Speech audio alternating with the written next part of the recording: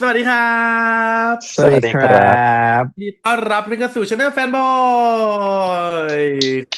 มาจ้าเธอเรามารีแคปการใน EP ที่7นะจ๊ะขอรับทั้งหมดเลยต้องบอกว่าเราโดนหลอกเราเสียใจและตกใจเราต้องการการทำขวัญ ใช่ไม่งั้นเดี๋ยวเราจะมีตัวอะไรนะพี่สิงโตโซล่าโซล่าอืมไม่มีด้วยมัน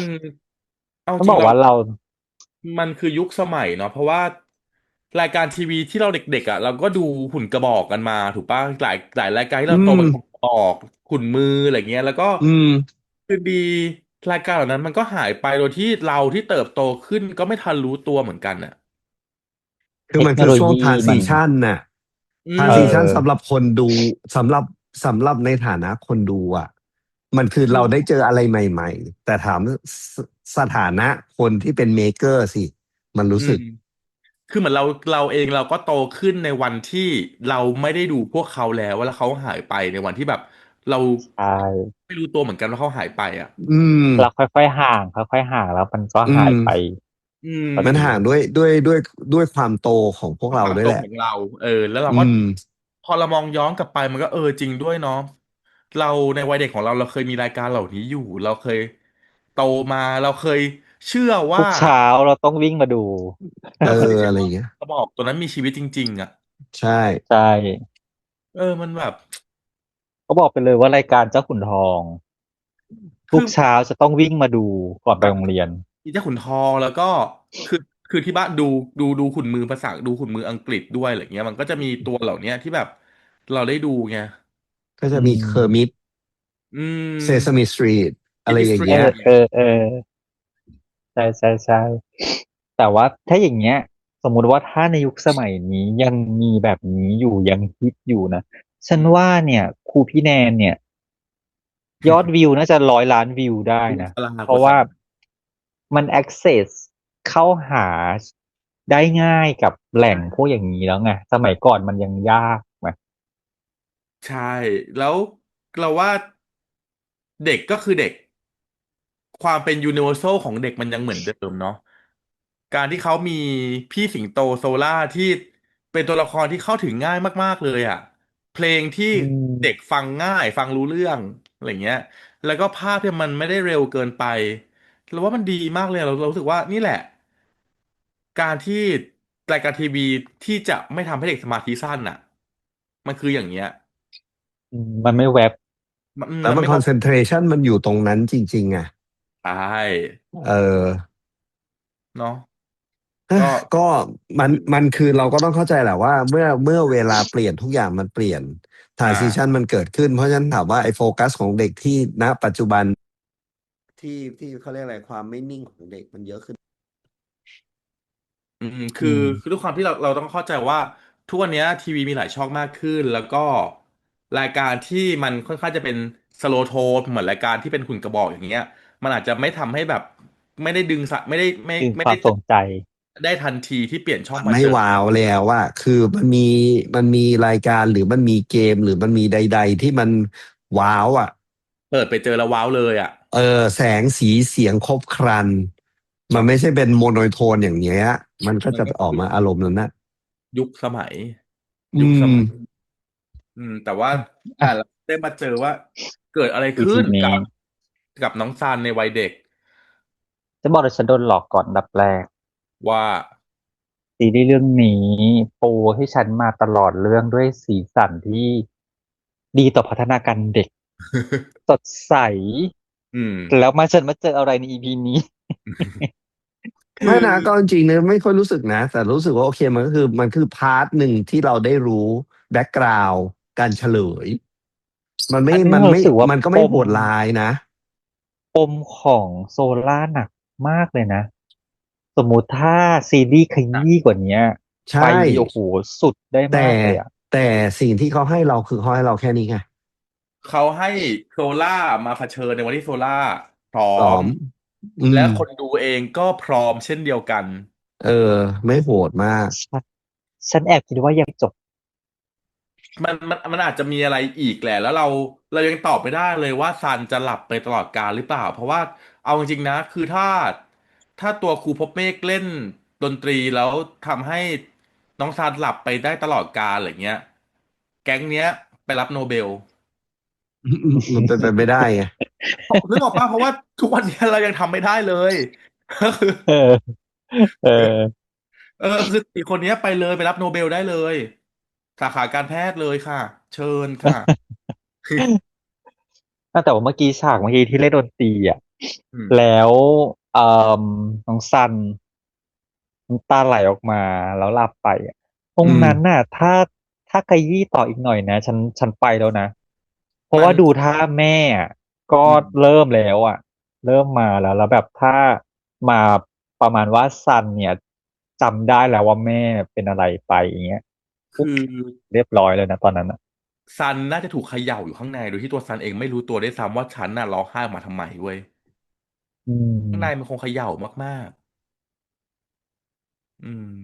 คือฉันก็คือในในอายุอ่ะเอางี้แล้วกันคือในอายุที่ณตรงเนี้ยมันประมาณเนี้ยมันก็ถือว่าโอเคในระดับหนึ่งนะความรู้สึกนะเพราะถ้าเทียบไทม์ไลน์แล้วซ้อนไปซ้อนมาอืมมันก็โตพอที่จะรับอันนี้น้องซัน7 ขวบไงถูกปะล่ะเพราะว่าใช่ใช่เมื่อก่อนประสบอุบัติเหตุคือน้องซันก็ประถมถูกปะล่ะ7 ขวบ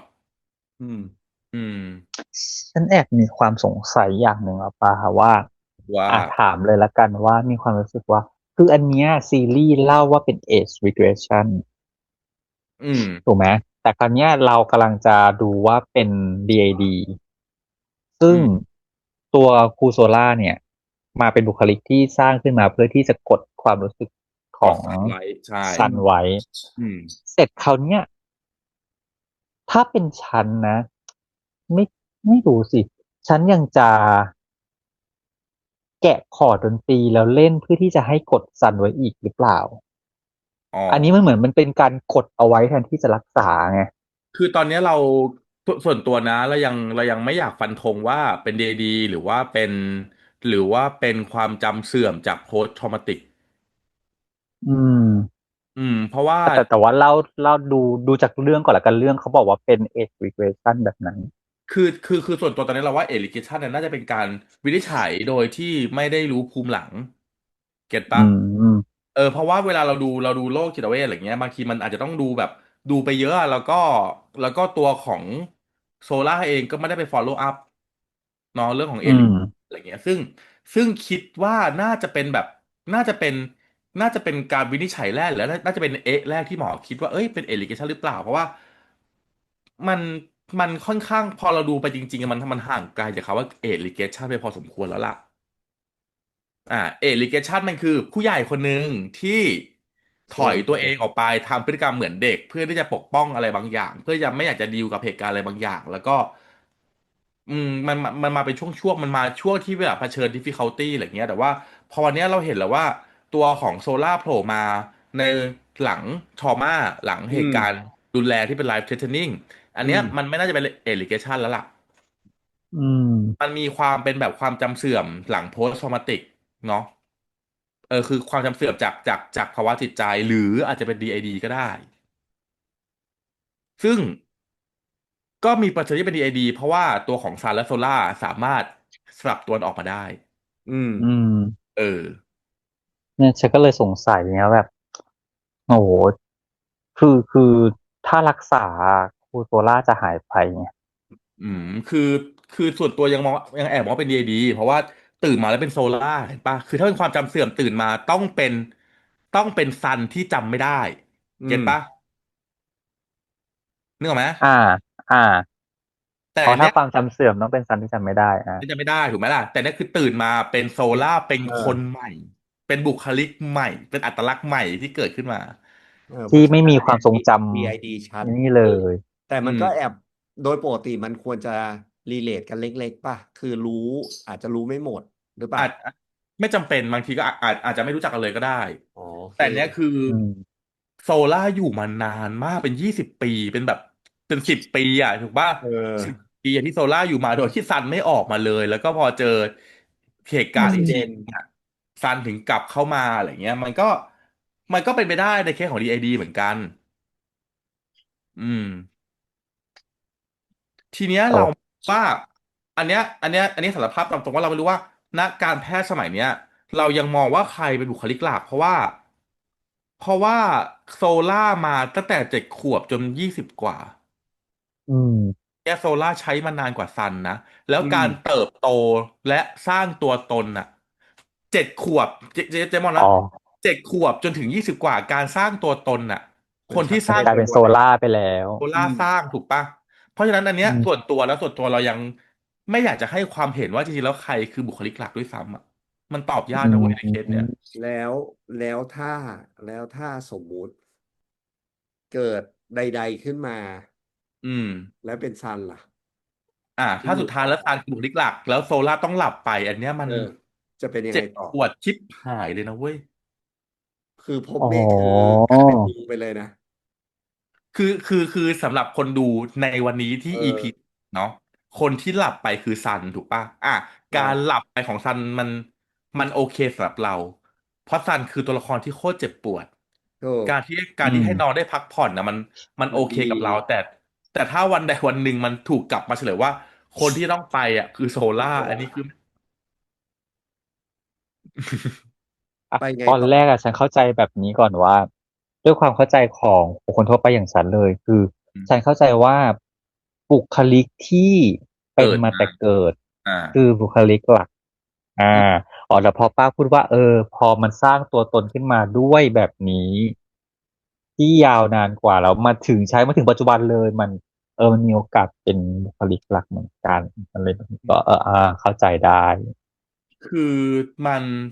เอาจริงๆเราว่าเขาน่าจะไม่ได้ลงลึกไปในเรื่องนี้สักเท่าไหร่แล้วก็อาจจะไม่ได้ให้ใครหายไปด้วยซ้ำเพราะว่าโดยปกติแล้วดีไอดีไม่ค่อยเริ่มในอายุเด็กขนาดเนี้ยอืมอืมส่วนใหญ่ดีไออ๋อดีมันโตขึ้นมาหน่อยตอนที่แบบเรามีบุคลิกหลักแล้วอะไรเงี้ยแต่ว่าอันเนี้ยคือเริ่มตั้งแต่เด็กเลยไงโหแต่มันแอบแต่โดยากนแมลงจริง โดนแรงแล้วก็คือหูแม่ที่แม่พาลูกเพื่อที่จะคอตตอ่ะเธออืมคืออันนี้ก็เข้าใจแม่นะเพราะถึงเวลาดีเพลสถึงจุดหนึ่งที่เวเอามันไม่มีอ่ะ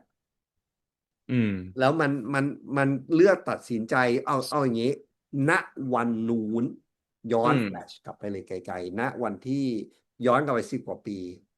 แล้วถ้าเราย้อนจริงๆมันไม่ได้สิบกว่าปีนะตรงนั้นแต่มันคือปีตั้งแต่สมัยที่มีสตอรี่ประมาณเนี้ยมีเราเขาเรียกนะรายการทีวีประมาณเนี้ย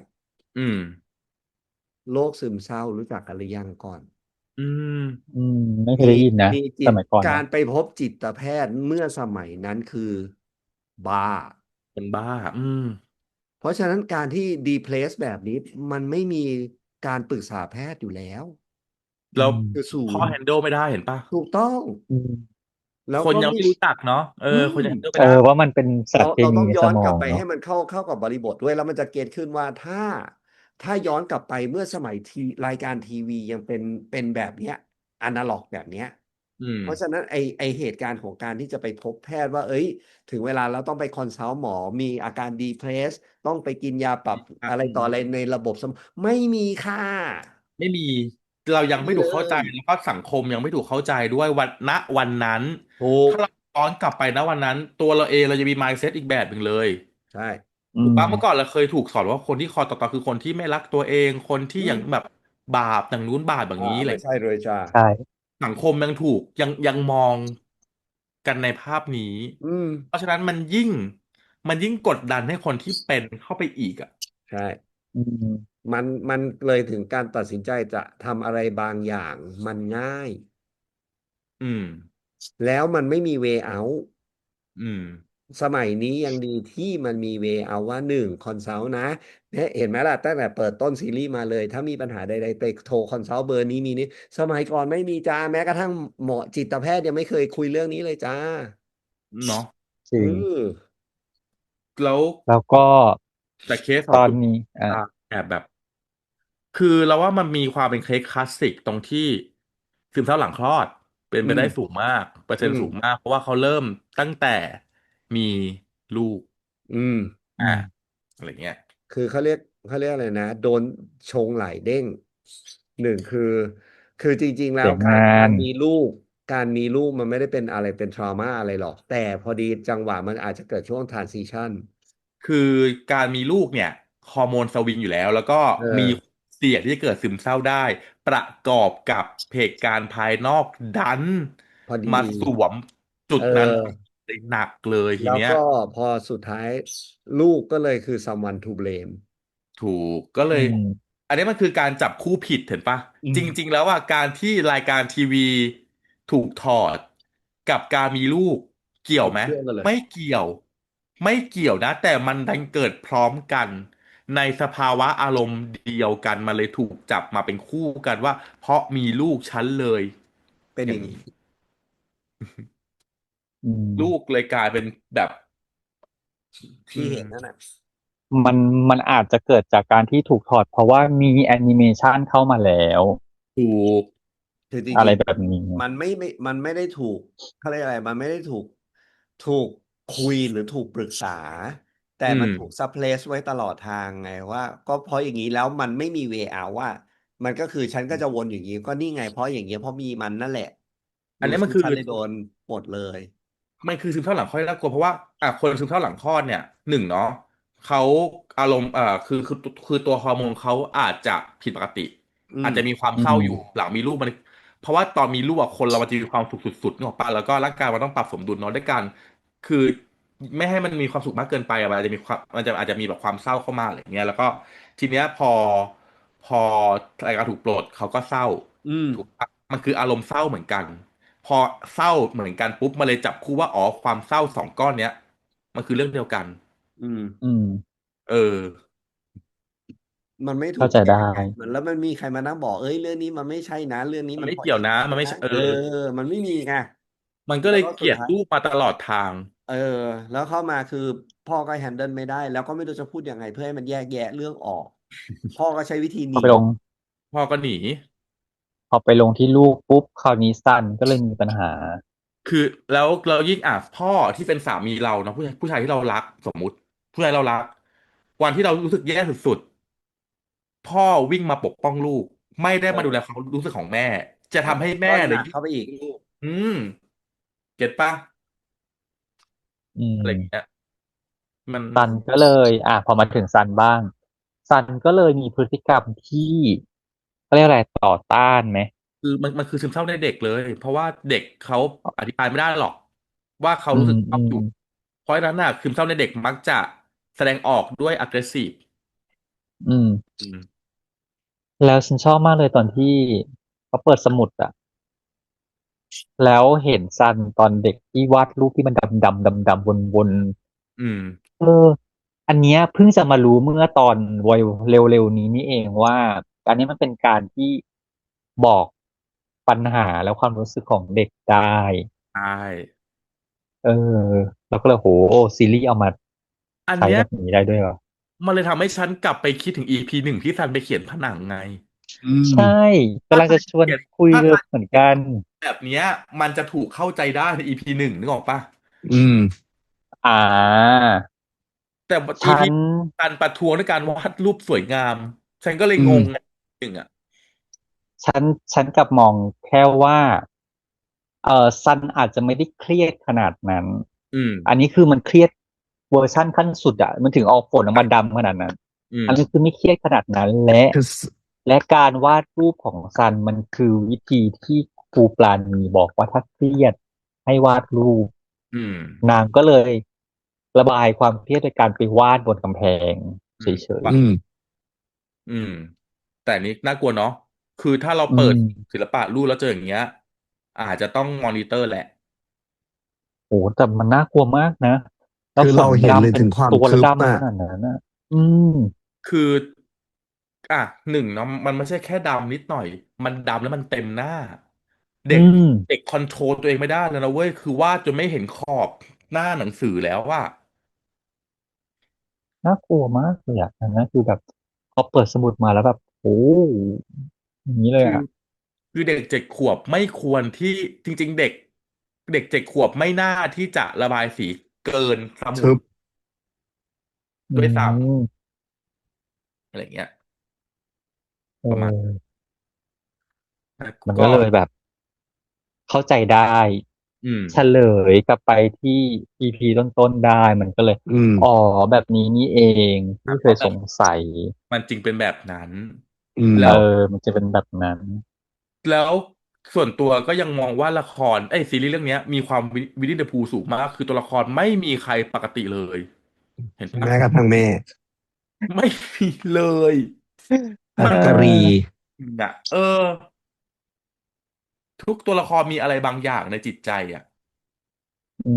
มตัวของครูปลาณีเองก็แบบชัดขึ้นมานางก็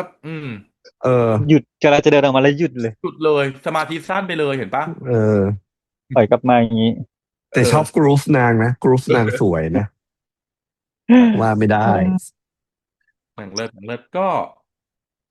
เราก็เข้าใจครูปาณีนะจริงๆคืออืมเองเขาก็ไม่รู้จะทำยังไงเหมือนกันอืเขาก็เชื่มอนักบำบัดนั่นแหละในการที่ต้องบอกว่าอันไหนได้อันไหนไม่ได้เพราะเขาเองเขาก็ได้แค่ไหนแค่นั้นนะรับมาแล้วคุณหมอเมื่อ10 กว่าปีก่อนน่ะก็เขาก็ก็ประมาต้องณนั้นแหละทำนั้นในวันที่เรายังไม่ได้มีแบบเทอรี่ใหม่ๆยังไม่ได้ศึกษาอะไรเพิ่มเติมถูกปะล่ะโอ้อ๋อเหรอฉันนึกว่าเป็นหมอที่เพิ่งไปหาตอนที่โซล่าโดนรถชนซะอีกเอ้ยตั้งนานแล้วไม่ใช่เหรอหมอคนเนี้ยคือหมอใช้หมอคนไม่รู้เดียวกันถ้าจำไม่ผิดนะหรอแต่เพียงแต่ว่าฉันสตอรี่มันรู้สึกว่ามันมันอันที่ครูปาณีไปคุยมันเหมือนกับตอนนู้นเลยอ่ะ ตอนนู้นไม่ใช่เหรอตอนนู้หรนแต่อเพียงแต่หน้าแอบรู้สึกได้ว่าคนเดียวกันปะวะคือฉันน่ะเข้าใจเป็นว่าเออไปหาหลังจากที่เออครูพบเมฆอะโทรไปปรึกษาแม่แล้วแม่มาอันนี้ไม่ยอมบอกอะไรแล้วแม่ไปออกมาหาหมออันเอนี้เจ๋งงว่ามันเป็นตั้งแต่ตอนนู้นที่เขารีเฟอร์ถึงว่าให้เมื่อพร้อม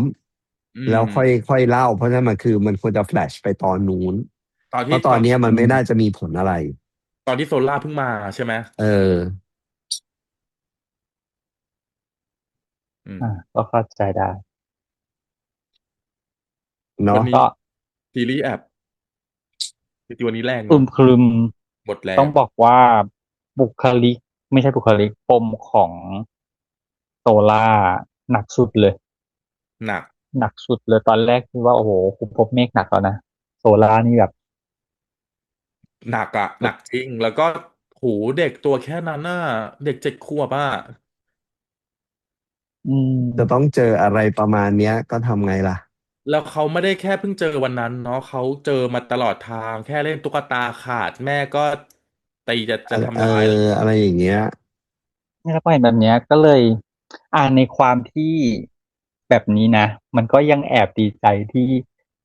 เขาได้มาเจอครูปานนี้เนาะอืมครูห่วงเหมือนลูที่เข้าใจกอีกหนึ่งเด็กจังเลคนยอ่ะแล้วดูตั้งชื่อสิครูปราณีอ่ะ อืม เออคือแบบเห็นคือแค่เด็กคว้างชื่อขวอะดมาให้ปาลูกบอลน้ำสีเนี้ยคือต้องยอมรับว่าเขามีความเป็นครูสูงมากให้เรารู้สึกได้เลยนะอืมคืบางเรื่องเราสังเกตได้นะว่าบางทีคือมันจะมีความจี้จ้าของครูซึ่งบางทีไม่มีแต่อันเนี้ยเรารู้สึกได้ว่าเขามีความเป็นครูเต็มเปี่ยมในการส่งออกมาให้เรารู้สึกได้ว่าโคตรครูเลยจริงๆอ่ะคือคือคือพี่ที่เล่นเป็นครูปาเนียเราเจอเขาบ่อยมากในละครเวอืมทีของชดาลัยถ้าใครอืถ้าใครเป็นแฟนละคมรเวทีแล้วแบบถึงทุกบทอยู่แล้วพออืมวันเนี้ยมาเล่นในจอซีรีส์อะยิ่งแบบยิ่งรู้สึรู้สึกกอ่ะเออและเรารู้สึกอ่ะแบบความอบอุ่นใจดีมันส่งมาถึงเลยอ่ะอืมถึงจริงถึงโอ้ๆแล้วคือเราว่าเรายิ่งเล่นเข้าบทกับต้าเนาะต้ากลายเป็นเด็กตัวเล็กนิดเดียวเองที่ครูอืมเข้าป่ะเอามาอืมมาพลิกนอนอ่ะอืมน่ารัก แล้วตอนที่มาปาลูกบอลสีอีกครั้งหนึ่งเห็นปะอืมฝีมือไม่ตกเลยนะอะไรอย่างนี้ แล้วคือมันไม่ได้เป็นฉากที่แบบเศร้าเลยนะอืแต่มมันลูกยิงเรียกน้ำตาเราตรงที่แบบเมื่อกี้ยังเป็นแม่อยู่เลยอ่ะอืมตอนเนี้กลายเป็นออนี่มากลับคมาเป็นครูรูไปละแบบโหแล้วคุณครูแบกมานานเท่าไหร่อ่ะ10 กว่าปี แต่คุณครูก็เป็นแม่มาตลอดเนาะเป็นแล้วพแม่อเป็นเออซันมาปุ๊บแล้วมาเรียกครูปั๊บอันนี้คือสจึกวิชเหมือนกันนะเลยอ่ะใช่โอ้มันมันจึกนะมันแอบเจ็บปวดในใจอืเหมือนกันนะว่าจมริงๆแล้วฉันมันก็คือเป็นการย้ำเตือนตัวเขาเองเหมือนกันว่าจริงๆแล้วฉันก็คือครูครูฉันไม่ใช่แม่เขาจริงๆอย่างเงี้ยมันแบบอ่ะแต่ถ้าถามว่าจะให้บ่นซันนะก็ต้องบ่นพ่ออยู่ดีนะว่าอุซันบิเหตุเสร็จแล้วจะถามเลยพ่อไปไหนพ่อไปไหนพ่อไปไหนหายไปเลยเดี๋ยวแล้วต้องมีกลับเอมาอเดี๋ยวต้องพอกลับมาแล้วมาคุยกับซันว่า ดึงคืออ๋อดราฉันม่าเหรอนึกออกแล้วฉันฉันกำลังจะคิดเลยว่าเอ๊ะมันจะมีเรื่องอะไรอีกนะถ้าอันนี้คือปมคลายแล้วอ๋อเดี๋ยวมีพ่อมาแน่เลยว่ะและคือซีรีส์เนี่ยเซตหลอกทำให้เหมือนกับว่าซันจะไม่ตื่นแล้วฉันว่ายังไงซันก็ต้องกลับมาเกินด้วยการเชื่ที่อฉันน้ำตาไหลตอนนั้นฉันว่านางต้องมีปฏิกิริยาอะไรสักอย่างที่มันเปลี่ยนไปแล้วล่ะแล้วเมื่อกี้คือมีอะไรกันกับครูพบเมฆไม่ใช่ตื่นมาเป็นซันนะกูว่าบ้านแตก ได้ค่ะยังไงก็ตามต้องคลีนอัพให้เสร็จเรียบร้อยก่อนนะคะอันนี้พูดตามตรงไม่งั้นชิบหาเออยค่ะเออคือเหมือนกับประมาทไงเออถูกป้าไม่ใช่ก็ไม่แน่ตื่นมานะฆ่ากันอยู่2 คนแล้วตื่นมาเป็นซันนะทีนี้แล้วมึงเอ้ย โอ้ยตายห่าเลยนะอันนี้คือยิ่งกว่าชอเดี๋ยวหออีกนะมันต้องมีกลับไปตอนที่ครูพบเมฆยืนอยู่โพเดียมบนเวทีจำได้ไหมแล้ววันนั้นสักอย่างน่าจะเป็นวันที่ครูวันปฐมนิเทศเอานั้นว่าปฐมนิเทศเหรอปะไม่ใช่กิจกรรมอะไรที่ครูสดชื่นบอกใช่ไหม พอไอ้ที่มันนี่ไงจัดอีเวนต์งานอะไรงานแสละคดงรอะไรอย่างนั้นหรือเปล่าเป็นที่คนเก่งเหรอเป็นคนเก่งเหรออะไรอย่างนั้นน่ะ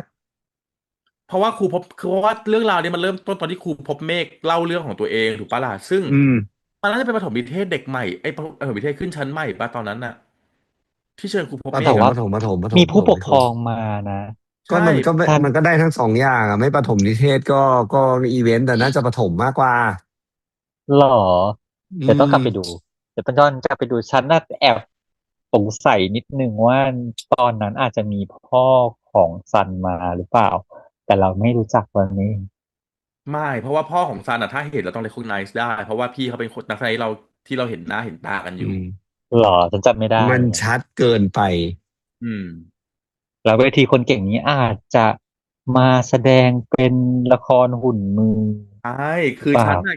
เจ๊ถูกคิดเหมือนป้าเลยว่าพอเห็นเวทีคนเก่งแล้วป้าแล้วเห็นว่าเห็นว่าโซล่ายังเก็บพี่สิงโตโซล่าไว้อะอืมต้องกลับมาแล้วกูว่าแล้วได้ลงพอกลับมาแล้วป้ากลับอะไรอย่างเงี้ยทุกอย่างรีเวิร์สหมดโอ้โหไม่แล้วคนที่เล่นดนตรีนี้จะกลายเป็นต้องเป็ครูปกนซานเมฆไงอ๋อครูผมเมฆอะเล่นกีตาร์ให้แล้วซันน่ะอาจจะเล่นโซล่า ซื้อทิชชู่มาเลยค่ะ อ่ะเลือกเป็นขยี้ใจไว้ใจดอค่ะฉันบอกเลแค่ยจะขยี้แค่ไหนแค่นั้นแหละค่ะคือคือถ้าแสดงขุนมือมาเนี่ยรับรองได้ซูดรับรปาก องได้